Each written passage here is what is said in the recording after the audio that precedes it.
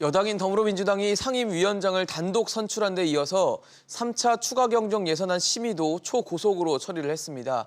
이 추경은 원안 35조 3천억 원 규모로 배정이 됐는데 여기서 3조 1천억 원 정도까지도 증액이 된 상황입니다. 16개 상임위의 평균 심사 시간이 1시간 57분밖에 걸리지 않을 정도로 급하게 이루어지면서 졸속 심사 비판까지도 제기되고 있습니다. 한편 제1야당인 미래통합당은 아예 심사에도 참여를 하지 않는 상황인데요. 막대한 예산이 들어가는 추경 처리에 정치권이 조금 더 책임 있는 모습을 보여야 한다는 지적이 나오고 있습니다. 오늘도 여러분의 다양한 의견 아침 토론으로 보내주시기 바랍니다. 100원의 이용료가 있는 유료 문자 샵 3698번으로 보내주시면 토론 중간에 소개하고 전문가들과 의견 나눠보는 시간도 갖도록 하겠습니다. 함께해 주실 세 분의 전문가 소개하겠습니다. 부산 가톨릭대학교 차재원 특임교수, 또 서정욱 변호사, 그리고 김수민 시사평론가 나오셨습니다. 어서 오십시오. 안녕하세요. 네, 민주당이 일단 오는 3일, 그러니까 내일이죠. 3차 추경 처리를 목표로 일단 속도전에 돌입을 한 상황입니다. 이 과정에서 제1야당인 통합당은 빠져 있는 상황이었는데 코로나19로 경제가 워낙 어려움에 빠진 상황이다 보니까 신속한 추경 지원, 재정 지원을 통해서는 어쩔 수 없는 선택이었다. 이렇게 봐야 될까요? 정부 입장에서는 상당히 좀 다급한 측면이 분명히 있는 것 같아요. 사실 이번에 3차 추경이라는 것 자체가 우리나라 헌정사상 50년 만에 처음 시도할 그렇죠. 정도로 상당히 그만큼 그러니까 경제 사정이 다급하다는 이야기이지 않겠습니까? 네. 그리고 사실 정부 입장에서는 이거 지금 이 3차 추경안을 제출한 게 6월 4일이었어요. 그런데 지금 국회가 지금 예산 심의에 본격적으로 들어간 거 불과 한 이틀 전밖에 안 됐다는 겁니다. 그러면 한 25일 넘게를 허송 세월을 했다. 그렇네요. 그런 상황이라고 한다면 정부가 상당히 다급하게 추경안을 편성하고 이것이 집행돼야 되는 이유는 분명히 있을 것인데 그 부분에 대해서 국민의 대의기관인 국회가 제대로 역할을 못하고 있다. 이러한 부분들에 대한 비판이 상당히 높지 않습니까? 그렇다고 한다면 이 지금 국정을 책임진 여당의 입장에서는 강하게 밀어붙일 수밖에 없는 상황이다. 그래서 김태년 원내대표 같은 경우는 상당히 신속 처리가 생명이라고 이야기하면서 강력하게 지금 이렇게 밀어붙이는 상황이 분명히 있는데요. 이러한 부분들은 사실 이렇게 급하게 이렇게 막판에 몰려서 이렇게 할 수밖에 없는 이유는 가장 큰 문제는 원구성을 둘러싼 국회의 파행. 그래서 국회가 사실상 손을 놓고 있다가 그렇죠. 이제 앉아 지금 시험에 앞두고 이제 벼락치기 공부하고 그러네요. 있는 이 수험생들하고 똑같은 모습을 보여주고 있다는 겁니다. 그런데 문제는 이러한 것이 이 국민의 혈세로 마련된 세금, 그러니까 예산이기 때문에 그렇죠. 이것이 제대로 심사가 되고 있느냐 이 부분은 또 별개의 문제라는 겁니다. 그렇죠. 그렇기 때문에 상당히 지금 설사 여당 단독으로 처리가 된다 하더라도 네네. 정치적 정당성의 논란은 계속적으로 이어지지 않을까 하는 우려가 지금 나오고 있습니다. 그렇죠. 아무래도 사실 국회라는 곳이 여러 목소리가 같이 합산이 되면서 거기서 국민의 목소리를 대변을 해야 되는 자리긴 한데 신속이라는 명분을 일단 여당은 앞세운 것 같아요. 근데 저는 그 세 가지가 문제 있는 게요. 네네. 그러면 이제 이거 추경이 급합니까? 법사위가 급합니까? 예를 들어 이제 추경이 정말 급하다면 법사위는 관례대로 양보를 했어야죠. 결국 이제 여당이 독식하기 위해서 오히려 이제 파행시킨 거 이게 첫째 문제고요. 그다음에 통합당은 일주일만 더 주면 심사하겠다 했거든요. 그렇죠. 근데 일주일도 못 기다립니까? 지금 이게 1, 2차 추경도 사용 안 한 돈도 많거든요. 따라서 저는 상당히 일방적으로 하는 건 문제가 있고. 그다음에 두 번째, 국회는 이제 통법부가 아닙니다. 근데 평균 1시간 57분 이게 말이 됩니까? 제대로 이게 심사해야죠. 국회는 이게 무조건 정부안을 통과시키는 통법부가 아니라는 거 이게 문제고요. 네네. 그리고 이제 세 번째, 제가 지적하고 싶은 건 정액의 문제예요. 예를 들어 이제 심사를 해서 불효불급한 건 이게 깎아야죠. 그렇죠. 근데 오히려 정액을 시키면서 지역구 민원 사업도 몇백억 연계 놓고 있잖아요. 이게 과연 심사인가? 이런 세 가지 문제가 있다고 봅니다. 평론가님 어떻게 생각하십니까?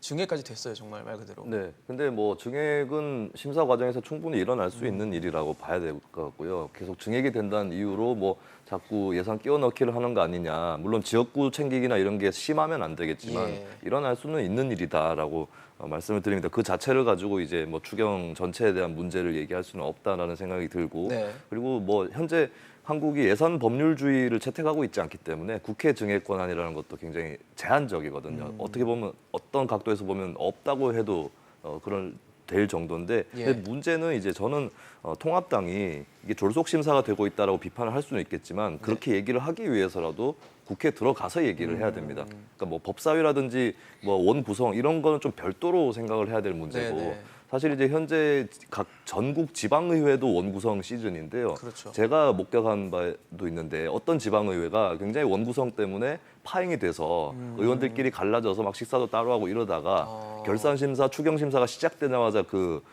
거부하던 의원들이 다 들어갔어요. 심사에 참여를 한 거네요. 국민들 인식 수준에서는 아마 국회보다 지방의회가 더 최악일 텐데 그럴 그런 수 지방의회도 그렇게 돌아간다는 겁니다. 그렇다면 통합당도 다른 거 떠나서 오늘 보니까 김상훈 의원이 뭐 예산에 문제가 있다라고 자료를 냈어요. 그렇다면 더더욱이나 그렇게 뭐 아까 그 시험에도 비유를 하셨는데 네네. 예, 공부를 했다면은 시험 치러 오시라. 네 그렇게 말씀을 드리고 싶습니다. 제가 서정욱 변호사님 말씀에 약간만 좀 토를 좀 달고 싶은데요. 네네. 지금 그러니까 법사위원장이 그러니까 지금 사실 여기다가 지금 이 문제 때문에 양보를 하지 않는 바람에 뭐 지금 예결이 이 구성 자체도 그러니까 늦춰지고 심사도 문제가 있다 부분 뭐 그래서 지금 이 국정을 책임지고 있는 여당의 입장에서 그리고 상당히 또 절대적인 의석을 갖고 있는 여당의 입장에서 정치적 여유와 관용을 베풀지 못한 부분 저는 분명히 문제 있다고 봅니다. 그러나 지금 사실 어떻게 보면 법사위원장이라는 자리 하나가 더 중요하겠습니까? 아니면 국민의 혈세가 지금 35조나 들어가는 이 막대한 이 지금 추경을 제대로 심사하는 것이 더 중요할 것이냐? 국민의 눈높이에서 봤을 때는 그 법사위원장이 도대체 뭐길래라는 생각이 나올 수밖에 없다는 겁니다. 지금 이 각 상임위에서 지금 이 여당이 지금 법여건이 5분의 3을 이상을 다 차지하고 있는 이상은 그러니까 거부권을 뭐 행사한다 하더라도 패스트트랙에 다 올리면 결국 90일짜리 거부밖에 안 돼요. 그렇다고 한다면 법사위원장의 모든 것을 올인할 정도로 이것이 그렇게 중요한 사안인가는 저는 좀 퀘스천 마크를 갖고 있다는 겁니다. 그렇다고 한다면 오히려 차라리 그러니까 지금 예결위원장을 원래 그러니까 지금 미래통합당이 갖고 가는 걸로 서로 양보가 되었지 않습니까? 네네. 그렇다고 한다면 차라리 예결위원장을 받아서 이번에 35조가 넘는 이 엄청난 이 지금 추경이 제대로 됐는지 안 됐는지 꼼꼼히 따져보면서 이러한 부분들에 대해서 그 정부 여당의 상당한 이 무능과 독주 이런 부분들에 대해서 강하게 질타하는 것들이 오히려 국민들의 입장에서 보면 제대로 국정을 견제하고 감시하고 있구나. 그리고 또 하나는 모습은 이런 것이야말로 이 지금 그러니까 그러니까 뭐 대한정당으로서의 야당의 모습이 새로운 출발점이라고 인식할 계기가 되었다는 것이죠. 그렇다고 한다면 저는 이 미래통합당이 첫 단추를 완전히 잘못 꼈다. 그런데 그것은 미래통합당의 잘못, 그러니까 거기에 대한 이 잘못 부분으로 기착되는 것이 아니라 자칫 잘못하면 이 국민 혈세가 상당히 낭비되는 쪽으로 예산 심의가 갈 수 있다는 측면에서 보면 국민들한테도 상당한 피해를 줄 수 있다. 그런 측면에서 저는 강하게 좀 비판을 드리고 싶습니다. 그러니까 사실 이게 지금 추경안 35조 원에서 한 3조 원 정도 증액이 됐지만 기본안 35조 원에서 이게 본회의를 통과하기 전에 예결위를 거치잖아요. 그렇죠. 예결위에서 굉장히 치열하게 심사를 하는 것들이 이제 관행으로 여겨졌고 그래야 되는 자리라고 생각이 됐는데 아까 뭐 변호사님 말씀해 주셨지만 지금 이 16개 상임위가 각자의 부처에 걸려있는 추경안을 심사하는데 평균적으로 한 2시간이 걸리지 않았다고 합니다. 2시간이 걸리지 않았다는 거 진짜 정말 빠르게 했다는 얘기로 해석이 되는데 빠르게 한 건 좋아요. 빠르게 한 건 좋은데 심사를 제대로 했느냐 요거에 대해서는 빨리 했으면 과연 제대로 했을까라는 이제 의문을 갖게 되는 것 같거든요. 결국은 이제 조금 전에 그 차재원 교수님이 그 법사위에 올인한다 했는데 그거는 이제 여당한테 해주고 싶은 말이죠. 여당이 법사위에 올인하고 있잖아요. 몇십 년 동안 이게 관행이 야당이 하는 걸 본인들에게 법사위를 반드시 가지겠다. 오히려 이게 올인한 거는 여당이고요. 그다음에 이거 조금 전에 앵커님이 그 내용 이야기했는데 네네. 결국은 이제 그 추경 보면 대부분 이게 뭐 일자리 60만 개 이야기하잖아요. 예. 근데 거기에 제대로 된 일자리가 어디 있습니까? 대부분 보면 이게 그 산을 뭐 순찰한다든지 네. 또는 이제 책을 배달한다든지 이런 게 단기 아르바이트 아닙니까? 이런 게 일자리는 국가가 창출하는 게 아니에요. 예. 일자리는 이게 기업이 창출하고 시장이 창출하는 겁니다. 제대로 이게 하려면 규제를 완화한다든지 예. 여러 가지 이게 기업을 좀 이게 살려서 네. 제대로 된 게 일자리를 만들도록 해야지 이런 이게 단기 알바 이거는 이게 결국 은발에 오줌 누기밖에 안 되는 거예요. 네. 이게 근본적인 해결이 안 되거든요. 그리고 이제 이거 1시간 57분 실제 그 뭐 운영 시간 빼면 제대로 이게 심사했겠습니까? 아까도 말했지만 이게 국회가 통법뿐 아니잖아요. 저는 이게 정부 원안 그대로 통과하면서 예. 본인의 지역군민은 설정 몇 개 끼우는 거 있잖아요. 이런 게 졸속 심사다. 이렇게 비판하는 거예요.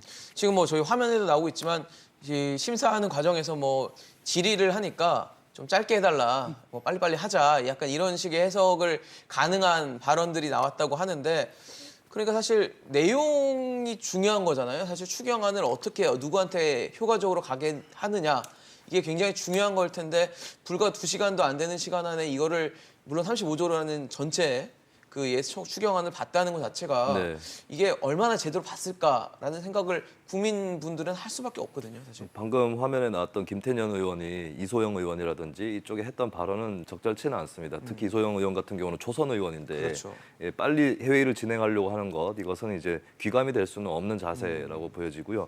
그리고 이제 많은 국민들이 보통 정치를 이해하는 틀이 여대야라는 틀을 갖고 있지만 사실 국회 운영을 잘 보면 미국도 비슷할 텐데 정부 대 국회 구도도 또 있습니다. 네. 이 말인즉슨 여당 의원들도 정부 예산안에 대해서 굉장히 긴장감을 갖고 임하는 사례들이 있고 실제로 그렇게 어느 정도 해야 된다라고 하는 것이죠. 예, 그게 한국에서 그나마 국회의 기능을 좀 크게 발휘하는데 여당의 몫도 굉장히 크다라고 하는 건데 예, 정부 예산을 심사를 하는데 사실은 뭐 감액을 많이 한다고 해서 꼭 능사는 아닙니다만 그렇다고 해서 시간이 2시간이 평균이 안 걸린다라고 네. 하는 것은 이거는 졸속심사다라는 그러니까 질의하고 응답하는 시간이라든지 그렇죠. 이런 것들만 따지더라도 너무 짧다라고 하는 거예요. 그리고 실제로 이제 통합당은 안 들어와 있는데 그렇죠. 정의당의 장혜영 의원이 지금 졸속심사하고 있고 회의를 너무 빨리 개최를 하고 있다면서 항의를 하고 퇴장을 하는 네. 예, 그런 풍경도 있었습니다. 그래서 이 부분은 그러니까 통합당이 저는 국회에 들어가지 않는 것은 명분이 없다고 보는데 근데 통합당이 안 들어왔으면 어떻게 보면 더 여유를 갖고 심사를 해도 되는 거 아닙니까? 예, 그 부분에서는 이제 민주당 역시도 좀 뭐 명분이 없다. 네. 예, 조금 더 충실한 예산 심사가 필요하겠습니다. 그렇죠. 사실 교수님 어떠세요? 졸속 네. 심사를 할 수밖에 없죠. 이 35조라는 게 아까 말씀하신 대로 50년 만에 3차 추경이 처음이고 네. 35조라는 게 국민들의 혈세로 다 만들어진 네. 돈인데 네. 이걸 이렇게 2시간 만에 처리한다는 게 참 가능한 일일까요? 뭐 정부 여당 입장에서는 사실 앞서도 말씀드린 것처럼 추경이라는 것은 사실 어떻게 보면 속도, 처리가 상당히 생명일 수 있기 그렇죠. 때문에 그렇기 때문에 이 지금 그 국회 이번 회기가 끝나는 7월 4일까지는 무조건 통과시켜야 된다는 그런 아마 절대적 뭐 그런 나름대로의 그런 일종의 그 이 뭐랄까 의무랄까요 소명감 뭐 이런 것들이 분명히 작용하고 있을 것 같고 그리고 또 사실 이 지금 추경안을 만드는 과정에서 이 당정 협의가 있었기 때문에 여당 입장에서는 나름대로 정부하고 충분하게 논의를 했다는 것이 아마 지금 민주당의 이야기이긴 합니다만 그럼에도 불구하고 아까 두 분이 말씀하신 것처럼 사실 이 지금 35조라는 이 돈이 어마어마한 돈이거든요. 이 돈을 그렇죠. 이 사실 이 국민의 혈세에서 만들어진 돈을 이 국민의 대의기관인 국회가 제대로 들여다보지 않는 채 그냥 통과시켜준다. 이것은 과거 건의주의 정권 시절에도 사실 별로 우리가 보지 못했던 그러한 장면이라는 측면에서 보면 어떻게 보면 미의 민주주의 후퇴라고도 이야기를 할 수 있겠죠. 자, 그리고 불가피한 측면이 분명히 있어요. 그렇지만 이 지금 그 어떤 식으로든 일단 원구성은 이제 마쳤다. 그리고 특히 미래통합당이 이 원구성 때문에 이 그 불만을 품고 안 들어오지만 예. 그러나 지금 이 추경의 그러니까 조속 심사를 막기 위해서라도 자신들이 가면 한 일주일 정도 말미를 준다고 하면 들어오겠다는 이야기를 하고 있지 않습니까? 그렇죠. 그렇다고 한다면 제 생각에는 지금 어차피 좀 늦었던 이렇게 처리가 된다고 한다면 일주일 열흘 정도 조금 늦다고 하더라도 저는 약간은 조금 그러니까 돌아가더라도 그것이 오히려 더 빨리 가는 지름길이 될 수 있다는 이 말처럼 이 미래통합당이 들어와서 나름대로 예산을 심의하겠다고 한다면 그거는 저는 이 지금 이번 7월 4일로 임시회의가 끝납니다만 네네. 바로 추가 소집해서 이어서 바로 해서 한 일주일 정도 말미를 더 갖고 이 논의를 해서 여야가 나름대로 그러니까 이 지금 그러니까 협의를 통해서 처리하는 방식이 저는 좀 더 옳은 것이 아닐까 하는 생각이 듭니다. 사실 말씀을 뭐 세 분 말씀하신 것처럼 추경안이 아깝지 않게 쓰이게끔 해야 되는 게 국회 역할일 텐데 사실 아까 뭐 변호사님 말씀처럼 일자리만 봐도 아까 뭐 책 배달 또 뭐 산순찰 이런 거 얘기하셨잖아요. 그러니까 단기 일자리 위주로 60만 개 일자리를 창출한다고 하는 내용이 이번 추경안에 담겨 있다 보니까 사람들은 걱정하는 거예요. 이거 단기성 우리 35조라는 혈세를 국민들이 다 냈는데 이거를 단기 효과에 그치면 그럼 뭐 또 4차 추경할 거야 이렇게 생각할 수밖에 없거든요. 그렇죠. 이게 결국 그 재정 성수, 예를 들어 이제 재정을 얼마 썼을 때 결국 이 경제를 살리는 마중물이 되는 네네. 이게 높은 분야 이런 데 투자를 해야 되는데 그렇죠. 가장 나쁜 게 그 현금을 살포하는 거고요. 그다음에 나쁜 게 단기 알바입니다. 이런 경우에 일시적인 효과밖에 없거든요. 따라서 저는 제대로 이게 된 내 용도를 써야 된다는 거고 그다음에 이거 통합당이 있잖아요. 예. 결국 이제 통합당이 지금은 이제 뭐 제가 보기 장외에 있지만 아까 말한 것처럼 이게 일주일 정도 시간을 달라 이렇게 말했으면 우리 차재원 교수도 말했지만 충분히 저는 일주일 넣는 데서 이게 완전히 뭐 달라지는 거 아니잖아요. 저는 여야 합의로 통과하는 게 맞지 않나 이래 봅니다. 사실 말씀하신 것처럼 그러니까 통합당이 일주일 정도 후 시간만 주면 우리가 좀 들어오겠다라고 했는데 통합당이 뭐 선택의 여지가 있을까요? 저는 선택의 여지가 없기 때문에 들어가야 된다라고 생각을 합니다. 예, 뭐 이거는 다른 조건을 달면 안 되는 것이다. 일단 벌어져 있는 추경 심사는 현실로 인정을 하는 게 맞는 것이죠. 20대 국회에서도 그때 평론가님도 지적을 해주셨지만 네. 장외에 너무 바깥에 너무 많이 있었잖아요. 네네. 사실 야당이. 장외에서의 활동은 중요해요. 저는 오히려 정당이 너무 국회 안에 함몰돼 있다라는 생각을 평소에 많이 하고 지적도 했는데요. 근데 이제 장외 투쟁이라는 방식이 아니라 뭐 네네네. 편하게 국민들을 만날 수도 만나고 있고 여러 가지의 목소리를 자리들을 듣는. 마련할 수 있는 거거든요. 또 통합당이 이제 의석이 역대 최저치로 쭈그러들었기 때문에 예. 원내에서의 어떤 승부수라든지 이런 것보다 오히려 이제 좀 밖으로 나가서 네네. 국민들을 아우를 수 있는 기회들을 많이 가지긴 해야 됩니다. 근데 그것도 왜 해야 되냐면 결국 국회에서 활동을 잘하기 위해서 하는 거거든요. 그렇죠. 그렇다면 이제 원내 활동들을 좀 병행해서 잘 전략을 짜고 이제 요번에 사실 18대 0이라고 하는 상임위 결과를 네. 뭐 통합당에서 불사하겠다라고 했는데 이것도 좀 컨셉트가 명확하지 않아요. 전격적으로 결단한 건지 아니면 힘에 밀려서 우리가 이렇게 됐어요라고 하는 건지 이 부분도 좀 불명확하고 여러 가지 조율이 안 되고 있는 모습을 보여주고 있는데 이럴 때일수록 실전으로 들어가서 일을 해야 된다라고 보고 그럼 의석이 별로 없는데 이런 얘기도 나오는데요. 그렇죠. 그러면 정의당 6석이고 열린민주당 3석, 국민의당 3석이거든요. 그 정당들은 어떻게 하라는 거냐. 오히려 정의당이나 국민의당에 보면 소수정당 활동을 했던 심상정 의원이나 뭐 권은희 의원이나 이런 네. 분들이 있어요. 통합당이 그분들을 오히려 초청을 해서 소수정당 입장에서는 어떻게 했느냐. 그리고 왜 그렇죠. 이런 얘기를 하냐면 소수정당 관계자들은 우리가 의석이 100석 정도 있으면 진짜 세상을 뒤집어 놓겠다 이런 얘기를 그렇죠, 하거든요. 그렇죠. 그렇다면 통합당이 오히려 그런 기회를 또 만들어서 우리가 이 의석으로 어떻게 뭘 해볼 것인가 이 문제를 깊이 고민하는 시간을 또 국회에서 가지면 되는 것이죠. 근데 사실 현실적으로 지금 민주당이 177석, 177석을 갖고 있으면서 사실 뭐 개헌 빼고 다 할 수 있다는 얘기를 저희가 그때 총선이 끝나고 했기 때문에 그럴 정도로 압도적인 힘을 갖고 있는 상황이기 때문에 야권이 어려운 상황은 맞는 것 같거든요. 이 상황에서 그런데 제가 그 한 말씀 드리면요. 그 미국의 그 아이젠하워 대통령 있잖아요. 네네. 이분이 무슨 말을 했냐면 개 있잖아, 개. 개가 싸울 때 중요한 것은 덩치, 몸집 크기가 아니고 네네. 싸우겠다는 게 투지가 중요하다. 개가 이게 덩치가 크다고 개가 이기는 게 아니에요. 네네. 싸우겠다는 게 투지가 중요합니다. 저는 이제 그 통합당이 103석에 불과하지만 예. 의석이 많다고 이게 이기는 게 아니에요. 얼마나 이게 국민을 바라보면서 국민과 함께 투쟁하고 결국에 여론의 지지가 중요한 거거든요. 저는 얼마든지 103석이면 제대로 이게 그 국민을 바라보면서 좋은 정책을 대안을 제시하고 하면 충분히 싸울 수 있다. 선택의 질이 많다. 이래 봅니다.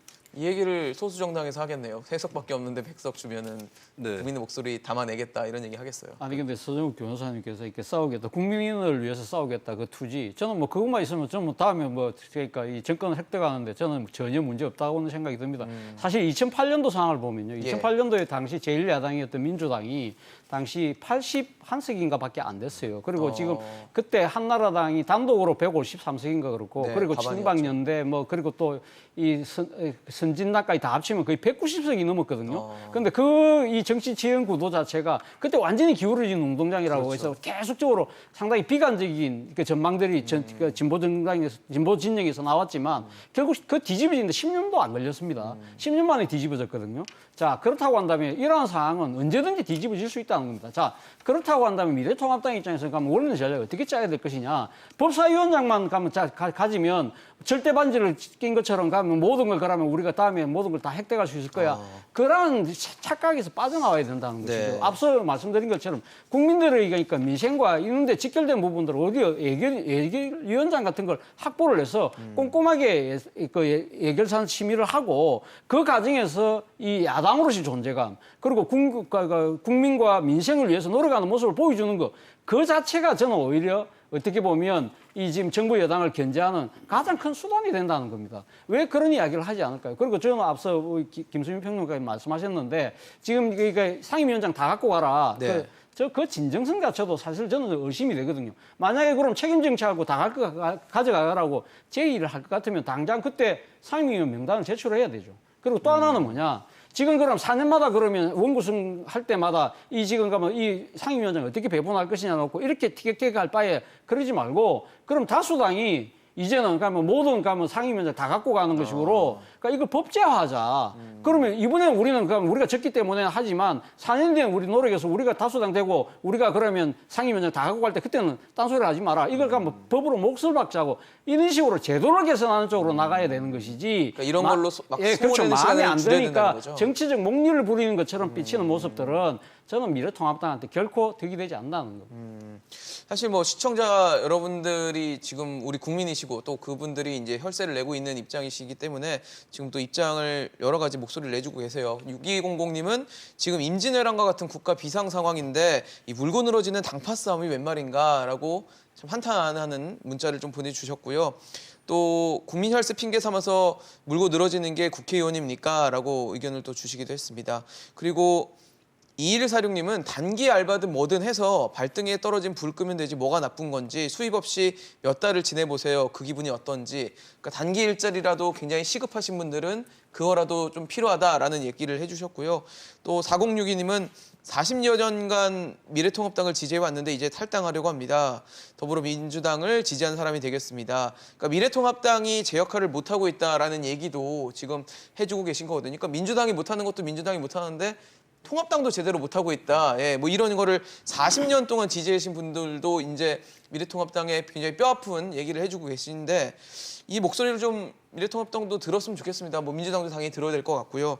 지지자들이 돌아서는 거는 정말 뭐 최악의 상황이라고 봐야 될 것 같은데 그런 상황을 각 당이 좀 인지를 하시고 국민의 목소리라고 하고 지금 뭐 정당 지지율도 나오고 있지만 이런 부분들을 잘 유념하셔서 앞으로 국회를 이끌어가면 좋겠다는 생각이 드는데 일단 민주당은 원구성 협상이 결렬된 원인으로 이 김종인 미래통합당 비대위원장의 과도한 개입 때문이다라는 주장을 했어요. 그리고 김 위원장은 또 그 사람들이 원래 그렇다라는 식으로 민주당 원래 그런 사람들이다 뭐 이런 얘기를 했다고 하는데 글쎄요. 이런 김 위원장의 개입설 평론가님 보시기 어떠세요? 정치적 네. 공세 정도로 봐야 될까요? 저 얘기를 통합당 내에서 한다면 이제 당의 내분이 되는 것이죠. 그렇죠. 근데 다른 당에서 얘기를 했고 어떻게 보면은 김종인 위원장의 장악력이 크다라고 하는 것을 보여주는 방증하는 거죠. 거였거든요. 그래서 민주당에서 굳이 꺼낼 필요가 있는 말이었는가 그런 생각이 듭니다. 그리고 이제 중요한 거는 비대위원장이고 대표 자격이거든요. 그렇죠. 그럼 원내대표를 대표가 지휘할 수 있는 거예요. 그러니까 약간 비유를 하자면 추미애 장관이 검찰총장이나 검찰청에 너무 많이 개입한다. 이게 욕이 될 수는 없는 거거든요. 이게 자연스러운 현상입니다. 그리고 아마 저게 개입설이 맞느냐 아니냐 이건 중요한 게 아니고요. 예. 개입하는 것 자체가 자연스러운 거니까요. 근데 이제 좀 눈여겨볼 만한 것은 김종인 비대위원장은 국회의원을 하긴 했었지만 의원으로서의 어떤 존재감이 컸던 인물은 아니었었고 그렇죠. 선거 전략을 뭐 지휘한다거나 조커 역할을 많이 했었죠. 예, 그렇죠. 사실. 그리고 뭐 대통령이라든지 권력의 참모로서 어떤 정책들을 입안한다거나 이런 면모가 더 컸던 인물입니다. 그러다 보니까 여의도 내의 정가의 질서라든지 여기서 좀 다른 생각들을 갖고 있을 수가 있고 그렇다면 다선 의원들이 상임위원장 이렇게 갖고 가고 하는 거에 대해서 전혀 중요하지 않게 생각했을 네. 가능성이 높아요. 그렇기 때문에 실제로 주호영 원내대표 행보하고 좀 결과가 다르게 나왔습니다. 협상 결과가. 주호영 원내대표는 합의를 좀 많이 하려고 의견 접근도 했었는데 그것은 뭐 틀림없이 김종인 비대위원장의 지휘였을 것이다라고 보여지는 거고요. 예, 그렇다면 근데 그게 뭐 이 자체가 뭐가 문제인가? 예, 이겁니다 결국에는. 아니 근데 저는 뭐 김수민 평론가 말씀하신 것처럼 그러니까 김종인 비대위원장이 오선 의원입니다.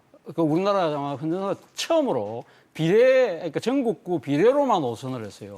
그렇기 때문에 의회 경험이 결코 적은 편은 아닙니다. 그리고 뭐 1981년부터 국회의원을 했기 때문에 예. 상당히 오래 우리나라 의회가 어떻게 굴러왔는지 잘 알고 계신 분인데 그러네요. 그리고 앞서 말씀하신 것처럼 사실 이 김종인 비대위원장은 조금 다른 이 기존의 정치인들하고 다른 사고 방식을 많이 갖고 있기 때문에 예. 제가 봤을 때 원구성 협상할 때 제가 방송에서도 뭐 이 이야기를 했습니다만은 이 사태를 풀 수 있는 사람은 딱 한 명 있다. 그분이 바로 김종인 비대위원장이다. 김종인 비대위원장 입장에서 봤을 때 법사위원장 그게 뭐가 대단한데 우리 이만큼 했으면 충분히 할 만큼 했다. 우리 11대 7 이 정도 원내대표 수고했다. 그리고 우리가 더 중요한 건 예결위원장이라든지 다른 상임위 잘 운영해서 국민의 지지를 확보하는 것이 더 중요하다. 네. 그런 식으로 개입을 했어야 되는 저는 개입을 하는 건 당연히 맞는데 개입을 그런 식으로 문제를 푸는 쪽으로 가고 뭔가 변화와 혁신의 방향으로 미래통합당이 가는 쪽으로 물꼬를 트는 역할을 했어야 되는데 네. 그렇지 못했다. 제가 생각해 또 하나의 아쉬운 점은 예를 들면 김종인 비대위원장 입장에서는 지금 제1야당이 당수잖아요. 그렇다고 한다면 대통령과의 그러니까 여야 그러니까 대표회담을 주선해달라. 그 자리에서 영세담처럼. 남북 문제 이야기하면서 그러면 이런 큰 차원에서의 개인적인 선택 결정. 네. 의회에서의 문제 이런 것들도 돌파구를 만드는 그런 식으로의 정치력을 발휘했어야 되는데 결국 지금 원내대표가 해온데 그 당내 강경파들의 목소리에 자신의 숟가락 하나 더 올리는 이런 식의 개입은 저는 정말 실망스러운 개입이 아닐까. 제 역할을 못하고 있다는 저는 얘기시네요. 뭐 사실 좀 제가 아쉽다. 기대했던 바와는 정반대의 역할을 하신 것 같아서 조금 실망스럽습니다. 사실 김종인 비대위원장에게 주어진 역할 중에는 미래통합당의 쇄신 이것도 분명히 담겨져 있을 텐데 지금 모습은 좀 다르지 않나라는 비판을 해주셨거든요. 제가 이게 두 가지 말씀드리면 첫째는 이제 이거 이해찬 대표 있죠. 네, 민주당의 이분에게 개입 안 합니까? 이분도 이게 공수처법은 뭐 법을 바꿔서라도 언제까지 빨리 통과시키라부터 사사건건하게 개입하잖아요.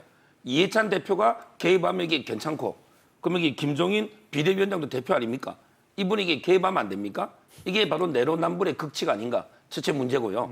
그다음에 두 번째, 제가 알기로 이게 김종인 위원장은 주로 이제 그 보수 가치라든지 혁신 이런 쪽에 전념하고요. 오히려 이제 원내는 주호영 대표가 다 하면서 네. 그 삼선 의원들 있잖아요. 7명 그 맡기로 했던 네네. 이런 분들에게 의원들이 오히려 강성이에요.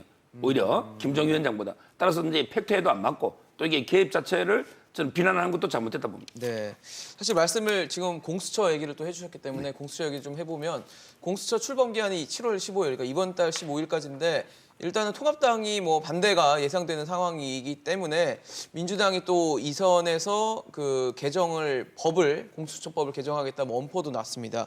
그러니까 15일 출범을 하려면 물리적으로 좀 상황이 어렵다라고 보기 때문에 좀 극단적인 엄포까지 놓은 건데. 지금 7명이 추천위원이 들어가 있는데 그중 2명을 통합당이 선택을 해야 되는 거잖아요. 네. 추천을 해야 되는 그렇죠. 거잖아요. 그리고 2명뿐만 아니라 이제 이 추천위원 대다수가 거의 합의를 해야 되는 수준입니다, 사실은. 그래서 이게 야당의 비토권을 이제 보장을 해주면서 이제 예, 예. 공수처법을 통과시켰다라고 볼 수 있는 거거든요. 근데 통합당 입장에서는 조금 카드가 더 있는 것이 일단 통합당은 원론적으로 공수처에 반대이고 그렇죠. 위헌이다라는 입장이라서 예, 거기에 대한 심판을 기다려야 된다. 예. 예, 이런 입장이 있는데 이제 그 입장을 그냥 밀고 나갈지 아니면은 일단은 법을 현실로 인정하고 추천위를 통해서 견제를 한다 이쪽으로 갈지도 아직은 애매한 상태입니다. 예, 그 부분부터 결정을 해야 될 텐데 이게 잘 쓰면 카드를 통합당 입장에서는 또 뭘 쥐고 이렇게 민주당을 조금 흔들어 볼 수 있는 그런 카드로 쓸 수 있는데 또 잘못 쓰게 되면 본인들이 흔들리는 예, 이런 카드로 또 될 수도 있다. 지금 통합당이 반대를 하면은 공수처장 후보를 지명하는 건 안 되는 상황인 거잖아요. 그러니까 그 공수처에서 이제 7분의 6이었던가 하여튼 그 비율이 있습니다. 예, 예. 이게 뭐 과반만 찬성해서 되는 건 아니었기 때문에 그래서 야당이 하나가 반대를 해버리고 특히나 야당 몫이 2명이었는데 그 2명을 여러 야당 중에 두 군데 야당이 한 개씩 가져가는 것이 아니라 통합당이 2개를 네, 가져가죠. 지금 원내교섭단체가 2개밖에 없기 때문에 예, 그런 상황에서 이제 통합당이 어느 정도 키는 쥐게 된 것이죠. 그럼 공수처가 예. 말씀해 주시죠. 예, 그 사실은 이 지금 미래통합당 입장에서 보면 상당히 좋은 정치적 무기를 손에 쥐었어요. 사실 이 작년에 4+1 패스트트랙에 공수처법이 올라갈 때 그때 여당 그러니까 법여권에서 뭐라고 했냐면 야당에도 비토권이 있다. 왜냐하면 지금 추천인 7명이잖아요. 그렇죠. 추천인 7명 중에서 야당 소속의 교섭단체에서 2명을 추천하도록 됐기 때문에 네. 어떻게 보면 당신들 몫은 2장이 될 수 있어. 그렇다고 한다면 당신들이 반대하면 아무것도 못해. 그러기 때문에 이거는 그러니까 이 지금 충분히 그러니까 이 너네도 견제를 할 권한이 수 있는 있으니까. 권한이 있다고 이야기했는데 네. 그때 미래통합당 입장에서 뭐라고 했냐면 그때는 사실 그러니까 이 지금 준연동 형제 비례대표자가 그러니까 선거법과 같이 처리되면서 틀림없이 정의당이 교섭단체 하나를 맞을 거라고 봤던 것이거든요. 그렇다고 한다면 7명 그러니까 야당의 추천명 2명 중에 예. 자신들이 행사할 건 한 장밖에 없다. 그렇다고 한다면 6장은 결국은 다 같은 법령권의 목소리니까 우리가 견제 못할 거야라고 생각했는데 이번에 선거를 끝나고 나서 보니까 이 정의당이 못 들어왔잖아요. 그렇죠. 그러다 보니까 지금 개를 교섭단체는 가져갈 2개밖에 수 안 있겠죠. 됐거든요. 예. 그렇다고 하면 대통령이 소속된 그 교섭단체 2장, 아닌 교섭단체 2장이거든요. 그렇다고 한다면 지금 2장을 그러면 자신들이 행사할 수 있잖아요. 그렇죠. 그러면 자신들이 반대하는 인사는 절대 공수처장이 될 수가 없어요. 자, 그렇다고 한다면 제가 만약에 원내대표라고 한다면 저는 이 추천위원을 추천하겠어요. 그래서 우리가 생각하는 기준에 맞는 사람을 끝까지 고집을 하겠죠. 그러나 지금 미래통합당 입장에서는 뭐 어떻게 하느냐면 아예 추천위 자체를 구성 내지 안 않겠다. 하려고 하는 생각을 갖고 있다는 거죠. 그 이유는 김수인 평론가가 말씀하신 것처럼 자신들이 공수처법 위원이라고 생각하고 위원 소송을 제기했기 때문에 아예 추천을 한다는 그 자체가 인정을 한다는 그것 때문에 그 논리에 갇혀가지고 지금 못 하고 있다는 거죠. 그러나 지금 이 위원 관련된 지금 이 헌법재판소에 올라가 있는 부분들이 많지 않습니까? 예, 예. 그럼에도 불구하고 지금 기존에 제정된 법에 의해서 모든 국정은 집행되고 있는 것이거든요. 자, 그렇다고 한다면 미래통합당에서는 그러니까 추천위원을 구성을 하고 그 상황에서 자신들의 입장을 계속적으로 제기를 함으로써 여당이나 이쪽에서 무리하게 추진하려는 인사에 대해서 반대하는 분명한 명분을 보여줌으로써 국민을 그 과정에서 국민의 지지를 획득하는 것도 하나의 방법인데 아예 추천위 자체를 나는 거부하겠다는 그 자체는 말 그대로 정치적 목리를 보일 수 있다는 것이죠. 저는 좀 현명하게 판단하면 자신들 입장에서는 아주 좋은 이 무기가 될 수 있는데 그런 걸 보면서 조금 안타깝다는 생각이 들어요. 통합당이 잘 써야 될 것 같은 공수처 카드인데 어떻게 보세요? 이게 완전한 끝까지 거부하는 게 아니고요. 네네. 결국 이제 헌법소원 가 있지 않습니까? 네네. 헌법소원 결과를 보고 그리고 이제 원이 구성이 안 돼 있잖아요. 나중에 구성되면 그때 가서 해도 된다. 너무 이게 서두를 필요 없다. 나중에는 할 겁니다. 늦어지는 거는 기정사실이라고 그렇죠. 봐야겠네요. 근데 공수처가 뭐 그렇게 급합니까? 이 공수처가 없어서 이게 우리나라가 부패 공화국이었습니까? 공수처만 있으면 깨끗한 청렴한 나라 됩니까? 아주 이게 급한 거 아니잖아요. 헌법소원 보고 원 구성 보고 나중에 해도 되고요. 아마 이제 제가 보기에 여당이 공수처에 목숨을 거는 이유는 결국에 전 두 가지로 봐요. 바로 이제 윤석열과 한명숙입니다. 결국에 공수처 1호 수사가 누구냐? 결국에 윤석열이나 윤석열 사단 한동훈이나 이게 아마 1호가 될 거냐? 아니면 이제 이거 한명숙 수사했던 검사 있잖아요. 이게 1호가 될 거냐? 이런 거 정치적 때문이지 저는 이게 전혀 뭐 급할 게 없다 이래 봅니다. 미뤄지면은 문재인 대통령 입장에서는 목이 타겠네요. 지금 지난달이죠. 지난달 말에 국회에다 협조도 당부했고 국회의장 박병석 의장에게 협조 후보 추천 공문까지도 보낸 상황인데 지금 뭐 어쨌든 미뤄지는 게 기정사실화 된다면 문재인 대통령의 생각과는 좀 다르게 돌아간다고 봐야 될 거 아니에요. 근데 문재인 대통령도 어떤 구체적 사안에서 뭐 본인이 힘든 부분이 있거나 이런 게 아니라면은 저는 공수처를 빨리 만들어야 되고 공수처가 너무 필요하기 때문에 해야 된다 이런 생각은 아닙니다. 예, 그거는 이제 변론으로 하고 근데 왜 공수처를 7월부터 착수를 해야 되냐면 법에 그렇게 돼 있는 거거든요. 그렇죠. 그러니까 그 법이 통과되었을 때 그 법에 따라서 가야 된다. 그것이 중요한 거고 물론 이제 추천하거나 이런 과정에서 절차가 좀 늦어져서 그래가지고 이제 결과적으로는 몇 달 지체가 되거나 할 수는 있겠지만 착수하는 거는 빨리 해야 된다라고 보여집니다. 그리고 그럼 통합당이 어떻게 해야 되느냐 했을 때 달리기 시합을 할 때에 다른 선수가 자신이 생각했을 때 부정 출발을 했을 수 있어요. 하지만 부정 출발 판정이 나오기 전까지는 본인도 뛰고 봐야 됩니다. 그렇죠. 그렇다면 저는 통합당은 추천 절차에 들어가는 것이 올바르다라고 보여지는 거죠. 또 뭐 여러 가지 논란이 많아요. 지금 또 추미애 법무부 장관과 또 윤석열 검찰총장 간의 뭐 갈등이라고 봐야 되겠죠. 이 부분도 지금 계속 논란이 되고 있는 부분인데 추 장관이 어제 검언 유착 의혹 수사와 관련해서 윤석열 검찰총장을 더 지켜보기 어렵다라고 하면 결단할 때는 결단하겠다라고 경고를 했습니다. 사실 뭐 추미애 장관이 지금 윤석열 총장을 구체적으로 지칭하지 않든 지칭을 하든 간에 계속해서 경고성 메시지를 보낸 게 하루 이틀이 아니거든요.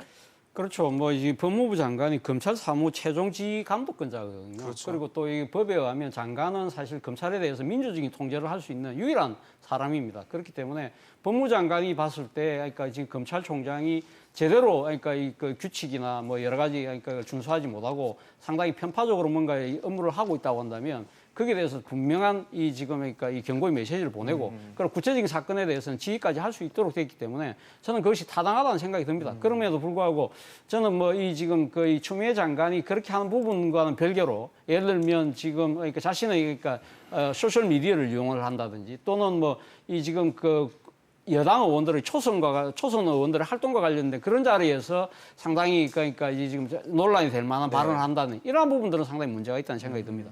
자, 그렇다고 하더라도 지금 검찰과 언론의 유착 관계가 지금 관련된 보도 있지 않습니까? 예, 채널A 의혹들이 의혹들. 있죠. 그와 관련해서 지금 문제가 되는 게 바로 그 부분인데 그 부분과 관련해서 사실 검찰총장이 자신이 측근이 개입된 문제라서 자신은 지금 수사 지휘를 그러니까 관계를 하지 않겠다고 한 발을 뺀 상태지 않습니까? 그리고 지금 이 수사를 지휘하고 있는 서울중앙지검에서 이 구속영장을 처분하겠다고 했을 때 대검에서 그걸 그러니까 지금 안 된다고 이야기를 했거든요. 그러면서 그와 관련해서 그러니까 자신이 측근을 지금 감사하게 하는 것이 아니냐고 해서 그 때문에 발을 뺀 상태인데 이번에 지금 수사 그 전문 수사 자문 기구에다가 지금 의뢰를 해보라고 그 대검에서 이렇게 하는 것 자체가 사실은 이 지금 어떻게 보면 그 윤석열 총장의 입김이 상당히 작용된 것이다. 결국 그것이 자신의 말과는 달리 지금 자신의 측근을 보호하기 위한 하나의 행동으로 보이고 있다는 것이 상당히 그러니까 우려스러운 대목이라는 것이 법무부의 판단이라는 것이죠. 그리고 실제 또 서울중앙지검에서 공개적으로 이 지금 그러니까 자문단 우리는 응할 수 없다고 이야기하면서 내부적으로 상당히 지금 충돌이 벌어지고 있는 상황이라고 한다면 장관 입장에서는 당연히 이 부분과 대해서는 잘못됐다 결단할 수밖에 없다는 이야기를 할 수밖에 없는 그런 상황이 아닐까 하는 생각이 듭니다. 제가 보기에 이 문제는요 2가지로 봐야 돼요. 첫째는 이제 검언 유착 있었느냐. 그다음에 두 번째는 추미애 장관의 행동이 적법하냐. 이래 보는데 저는 이제 강요 미수란 게 이해가 안 돼요. 앵커님도 이게 기자인데 기자가 이게 취재 윤리에는 좀 반합니다. 그렇지만 이게 기자가 무슨 힘이 있어서 어떻게 위해를 가합니까? 과연 이게 그 실제 위해를 가할 힘이 있느냐 기자인데 강요 미수 그리고 이제 그분이 교도소에 있어요. 접견도 못해요. 도달이 협박을 하려면 이게 도달이 돼야 되잖아요. 근데 다른 사람이 간접적으로 뭐 변호사 통해서 전달되는 거 이건 이게 협박이 안 되거든요. 따라서 이게 검언 유착이 실체가 있는가 첫째 문제고요. 그다음에 두 번째 그러면 이게 추미애 장관이 적법하냐? 우리나라 법은요 장관은 이게 임기가 없죠. 근데 그 총장은 임기 2년을 보장하고 있잖아요. 이게 바로 정치적인 독립 중립성이거든요. 그리고 이제 그 장관이 개별 사건은 검사를 지휘를 못해요. 오히려 이제 서면으로 총장한테만 지시를 해야 되거든요. 본인이 이게 떳떳하면 서면으로 옛날에 천정배 장관처럼 제대로 이게 지시하고 책임지란 말이죠. 계속 이 뭐 본인의 지시를 절반 잘라 먹었다는데 그럼 이게 총장이 장관의 하급 관청입니까? 같은 이게 장관급이에요. 따라서 저는 상당히 지금 추미애 장관이 월권을 하고 있고요. 그다음에 중앙지검의 이성윤 지검장도 상당히 그 항명, 하극상을 하고 있다. 왜냐하면 이게 검사 통일체의 원칙에는 말은 없지만 총장이 검찰 사무의 최종 지휘 감독권자잖아요. 근데 적법한 명령까지 저는 이게 그 항명한다. 이렇게 지금 보고 있습니다. 평론가님 보시기에 어떠세요? 윤석열 총장이 네. 임기가 정해져 있는데 임기를 맞출 수 있을까요? 이 상황에서? 저는 이 문제에서 좀 민주당의 문제가 크다고 보여지는데요. 네네. 진짜 문제가 있다고 판단한다면 검찰총장을 국회에서 탄핵하면 됩니다. 예, 총장 탄핵은 그 대통령 탄핵보다 훨씬 기준이 낮아서 예. 과반의 찬성이 있으면 탄핵이 되는 거고 민주당은 가능하다는 얘기네요. 예, 최종 판단은 헌재에서 하겠지만 그렇죠. 의결은 할 수 있고 직무를 정지시킬 수 있어요. 근데 자꾸 좀 찌르기식으로 들어오다가 말고 뭐 또 이해찬 대표가 함구령 내리고 네. 그 얘기하지 말라 이런 식으로 하고 이런 모습들이 좀 지저분하다라고 하는 것이 있고요. 저는 추미애 장관은 법무부 장관으로서 검찰청법에 정해져 있는 대로 예. 검찰을 지휘할 수 있습니다. 근데 추미애 장관이 요즘에 왜 이렇게 강성 발언을 할까? 이 배경을 잘 살펴보면 추미애 장관도 사실 검찰과의 관계를 좋게 만들기 위한 제스처나 노력을 안 한 건 아닙니다. 예전에도 인사 때문에 너무 논란이 심해졌을 때도 그렇죠. 굉장히 이제 이례적인 일이었는데 장관이 직접 대검찰청을 방문하거든요. 예. 이건 마치 이명박 대통령이 독도 방문했던 거랑 비슷할 겁니다. 법조계에서는 네. 굉장히 이례적인 그런 일이었는데, 근데 추미애 장관도 저는 검찰하고 잘해보려고 한다라고 생각을 해요. 하지만 왜 이렇게 나오느냐? 민주당 의원들이 추미애 장관을 자꾸 다그치고 있습니다. 제대로 하고 있는 건 맞냐고. 예, 그러면서 심지어는 얼마 전에 며칠 전에는 국회에서 검찰 몇몇을 감싸게 하고 있는 거 아니냐는 지적까지도 추미애 장관이 받았어요. 그래서 거꾸로 좀 발끈을 했는데 그렇죠. 그런 네. 민주당 의원들의 압력들이 특히나 추미애 장관의 예전에 노무현 전 대통령 탄핵에 대한 원죄, 민주당 입장에서는 그걸 지고 있고 독자적인 지지 기반은 취약합니다. 대표가 될 때에도 친문계의 지원을 받았기 때문에 대표가 된 거거든요. 그렇다면 이런 불안한 어떤 입지 그리고 앞으로 서울시장이나 차기 대선을 추 장관이 노릴 수 있는데 민주당 의원들과의 관계라든지 이런 것들 때문에 좀 끌려간다고 저는 오히려 판단을 합니다. 뭐 추미애가 진격의 추미애고 강력한 힘을 행사하고 있고 이것이 아니라 네네. 예, 그렇다면 저는 민주당이 결국에 이 배경을 제공을 하고 있기 때문에 진짜 문제가 있다고 생각한다면 윤 총장을 탄핵을 하든가 아니면 예. 이제 그대로 둔다고 했을 때는 추 장관이 깔끔하게 법에 따라서 검찰을 지휘하든가 이렇게 정리를 해야 될 것 같습니다. 그렇군요. 또 요즘에 얘기가 되는 게 이 외교안보 라인입니다. 뭐 북한과의 관계도 굉장히 좋지 않고 계속 위기상 한반도 자체가 계속 흔들리는 상황에 놓여 있기 때문에 청와대가 외교안보 라인을 개편할 것이다라는 얘기가 나오고 있습니다. 그래서 뭐 통일부 장관에는 민주당의 이인영 전 원내대표죠. 의원이 지금 거론이 되고 있고 또 국가안보실장에는 임종석 전 청와대 비서실장이 거론이 되고 있는 상황인데 글쎄요, 이게 이 인사가 만약에 사실로 이어진다면, 현실화된다면, 정부가 북한과의 어떤 협상을 물꼬를 좀 트겠다 이런 의지로 봐야 될지 아니면 어떻게 좀 해석을 해야 될까요? 만약에 지금 뭐 앵커께서 말씀하신 대로 이렇게 만약에 지금 안보 라인이 그러니까 개편이 된다고 하면 네네. 북한 입장에서는 상당히 어떻게 보면 그러니까 아주 좋은 신호로 받아들일 가능성이 좀 높다고 봅니다. 뭐 사실 뭐 이인영, 임종석 이 두 분이 과거 이 전대협 의장 시절에 상당히 무엇보다 남북 관계의 이 돌파를 위해서 나름대로 상당히 목소리를 많이 냈죠. 목소리를 많이 예. 냈던 그런 분이잖아요. 그런 측면에서 본다고 한다면 북한 입장에서는 충분히 뭐 상당히 반색할 가능성이 높다. 그리고 사실 이번에 그 남북연락사무소 관련된 여러 가지 뭐 둘러싸고 우리가 대북 특사를 보내려고 했을 때 예. 정의영 안보실장과 성국정원장을 보낸다고 했을 때 북한에서 노했다. 그렇다고 한다면 기존의 라인에 대해서는 북한이 상당히 불신을 갖고 있다고 하면 새로운 진영 개편이 필요한 측면에서는 바람직하다고 볼 수 있겠지만 그럼에도 불구하고 저는 조금 문제는 있다는 생각이 듭니다. 네. 사실 어떻게 보면 과연 이 지금 그 청와대 안보실장이 만약 임종석 전 비실장이 지금 거론이 되고 그러니까 이 배치되는 것 자체가 네. 과연 맞을 것이냐? 저는 사실 이 지금 안보 그러니까 청와대의 이 안보실장 같은 경우는 사실은 좀 이 실무에 대해서 조금 더 많이 좀 알고 분들이 그러니까 좀 컨트롤 전문적이어야 타워가 된다는 컨트롤 말씀이신 거죠? 타워가 될 필요가 있다는 생각이 들고요. 차라리 저는 임종석 실장에 대해서 중용을 한다면 저는 통일부 장관이 오히려 더 맞지 않나 하는 생각이 듭니다. 통일부 장관 같은 경우 임종석 사실 지금 전 실장은. 이 각은 남북 관계가 잘 풀릴 때는 보면요. 통일부 장관이 다들 힘이 셌어요. 그리고 항상 통일부가 국정원보다 위에 있었거든요. 예. 그런데 지금 현 정부 들어와서는 사실 남북 관계가 상당히 좋을 때에도 사실 국정원이 훨씬 더 이 모든 걸 다 추진하는 그런 모양새였다는 것이죠. 그러다 보니까 지금 사실 통일부가 약간 뒷전으로 밀리면서 네네. 통일부가 제대로 역할을 못 하고 있다는 것이죠. 오히려 보면 국정원은 말 그대로 하니까 이제 여러 가지 첩보나 정보를 제공을 하면서 판단의 근거를 제공하고 이 모든 그러니까 이 정책을 집행하고 추진해 나가는 건 통일부가 주가 되는 것이 저는 맞다는 생각이 들거든요. 그래서 바로 여권 일각에서 통일부 장관의 지위를 부총리급으로 격상하자는 이유도 바로 거기서 나오는 것이거든요. 네네. 아직 이 지금 통일부가 지금 이 기능이 제대로 작동하지 못할 정도로 비정상적이라는 것 자체적으로 인식하고 있다는 거죠. 그렇다고 한다면 당장 그러면 이 조직상으로 부총리급이 안 된다고 한다면 정치적으로 상당히 위상을 높여줄 필요가 있다. 그렇다고 하면 대통령이 가장 신뢰한다는 사람이 만약 임종석 전 비실장이라고 한다면 임종석 실장을 통일부 장관으로 내세우는 것이 오히려 저는 북한에게 던지는 메시지가 훨씬 더 강하지 않을까. 그리고 또 상대적으로 미국에 대해서도 우리 나름대로의 통일 문제, 남북 문제에서 우리 자율성을 갖고 할 거야라는 메시지도 저는 분명히 있을 던질 수 있을 것 것이다. 같다. 그런 측면에서 본다고 한다면 저는 임종석 실장은 차라리 통일부 장관이 가는 것이 맞지 않을까 맞지 생각이 않을까. 듭니다. 어떻게 보세요? 저는 이제 만약에 저 두 분이 된다면 결국 이제 최악의 돌려막기 회전문 인사다. 회전문 인사다. 이렇게 저는 악평을 합니다. 네. 그런 게 왜 그러냐면 모든 외교안보는 강경파가 있고 그다음에 온건파가 온건파도 있고 있죠. 그다음에 매파가 있고 비둘기파가 있는 거예요. 그럼 지금까지 우리 남북 관계가 잘 된 겁니까? 못 된 겁니까? 지금 이게 못 된 거잖아요. 결과적으로 지금 안 좋죠. 그렇다면 이게 완전히 다른 성향으로 인사를 바꿔야지. 근데 이 두 분은 더 온건파입니다.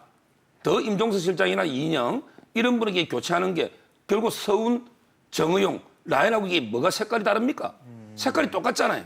이제는 이게 북한한테 제대로 할 말하는 이런 게 원칙주의 강경파 이런 이게 인사가 필요한 거지. 이 두 분은 아무런 게 교체 의미가 없다 봅니다. 어떠세요, 네. 장관님? 근데 뭐 강경파가 필요할 수는 있겠는데 통일부 장관에 반드시 필요할까 그 의문은 좀 있어요. 다른 뭐 국방부 장관이라든지 이쪽도 아니고. 예. 예, 그래서 그리고 이제 강원은 뭐 이거는 특별히 파도 있겠지만은 예. 한 사람이 강원을 좀 병행할 수도 있는 겁니다. 그런 것들은 여러 가지 복합적으로 감안할 필요가 있고 예. 뭐 회전문 인사라는 데는 좀 동의를 안 해요. 예, 뭐 입장이요? 정치인 장관이 있을 수 있는 것이고 필요한 데 쓰면 되는 거죠. 근데 한 가지 이제 제가 우려가 드는 거는 통일부가 힘을 쓸 수 있는 구조인가 그런 국면인가라고 하는 점입니다. 이를테면은 개성공단이나 금강산 같은 경우 계속 거론이 되어 왔던 사업들인데 그렇죠. 북한의 입장이 진짜 이게 왜 안 해줬냐라고 하는 항변인 건지 아니면 필요 없다 가져가라 이건지 이게 불명확해요. 지금 해석이 안 예. 되고 있죠. 그래서 지금 남북 관계만으로는 뭔가 풀 수 있는 돌파구가 안 나오고 있습니다. 오히려 이럴 때일수록 저는 미국이라든지 중국, 일본 그리고 세계 다자 외교에 더 신경을 써서 네네. 남북 관계는 좀 숨을 고른 다음에 네네. 이것들을 제반 여건들을 다져놓고 접근을 할 때인 것 같거든요. 그렇다면 통일부 장관이 그렇게 중요한 직책이 아닐 수 있다. 막상 그러면은- 가더라도 네. 별 일이 없을 수도 있는 거거든요. 예, 그 점을 좀 오히려 유의해야 되지 않을까 싶습니다. 그럼 외교부 장관은요? 그리고 외교부 장관은 한국 같은 경우는 외교부 장관을 정치인 장관으로 하는 사례가 별로 없었죠. 지금 제가 기억이 안 날 정도인데 예. 일본하고는 이게 대조적인 부분인데 글쎄요, 근데 강경화 장관을 뭐 해임하거나 이럴 생각이 있는 것 같지는 않습니다. 현재 그렇죠. 분위기가 뭐 청와대에서. 좀 감지된 상황은 아닌데. 네. 저 외교안보라인 말씀하셔서 제가 외교부 좀 그래서 장관을 여쭤봤고. 그런 의미에서 저는 오히려 거꾸로 네네. 이인영 의원이라든지 임종석 전 실장이 통일부 장관보다 차라리 이 외교안보실장, 외교안보 실장으로 국가안보실장 이쪽이 더 낫지 않을까 그런 생각이 다시 듭니다. 청와대로 들어가는 상황이 될 수도 있겠네요. 네. 근데 아까 앞서서 네. 교수님께서 임종석 전 실장이 안보실장보다는 청와대 안보실장보다는 통일부 장관이 네. 좀 적합할 수 있다고 하셨는데 네. 지금 일각에서는 임종석 전 실장이 그 청문회를 좀 부담스러워할 수도 있다라는 네. 얘기가 있어서 통일부 장관이 되려면은 네. 청문회를 거쳐야 되고 청와대에 들어가는 건 청문회가 필요가 없잖아요. 네. 그래서 이제 통일부 장관보다는 이쪽이 더 예. 거론이 되는 게 아니냐라는 얘기가 나오거든요. 아니 근데 그거 무서워서 만약에 그러면 지금 청와대 안보실장으로 간다? 그렇다면 제대로 정치적 힘을 발휘할 수 있을까요? 저는 그러니까 지금 사실 어떤 측면에서 보면 임종석 실장 입장에서는 사실 이 지금 국민들의 눈높이에서 심사대에 오르는 것도 본인 앞으로 정치적인 좀 뭔가 도약을 위해서라도 한 번쯤은 통과해야 될 관문이라고 저는 생각이 들거든요. 그렇다고 한다면 본인이 뜻이 있다고 한다면 그걸 두려워할 건 아니라고 생각합니다. 본인 입장에서는 사실 남북 관계 어떤 식으로 뭔가 좀 좋은 일을 하겠다는 의지를 분명히 여러 번 밝혔잖아요. 물론 민간 영역에서 하겠다고 했지만 그런 남북 관계가 이렇게 꽉 막히는 상황이라고 한다면 북한이 또 사실 이 임종석 실장에 대해서는 김정은 국무위원장이나 김여정 이 지금 제1부부장이 임종석 실장하고 다 만나본 사이잖아요. 네. 그럼 나름대로 신뢰관계가 있다고 한다면 그거를 이용해서 우리가 뭔가 돌파로 만들 수 있다고 한다면 저는 임종석 실장이 그런 정치적 부담은 충분히 내가 감내하겠다 하고 저는 좀 더 적극적인 모습을 보이는 것이 오히려 임종석답다는 생각이 듭니다. 알겠습니다. 오늘 추경안 또 이 법무부와 또 검찰 간의 갈등 그리고 또 청와대의 외교안보 라인 구성과 관련해서 시청자 여러분께 좀 고구마만 드린 시간이 아니었나 싶은데 과연 시원하게 좀 국회나 정부나 청와대에서 대승적인 결단을 내려주는 그런 모습을 좀 보여주기를 바라보겠습니다. 오늘 차재원 교수, 서정욱 변호사, 김수민 시사평론가와 함께했습니다. 말씀 감사합니다. 감사합니다. 고맙습니다.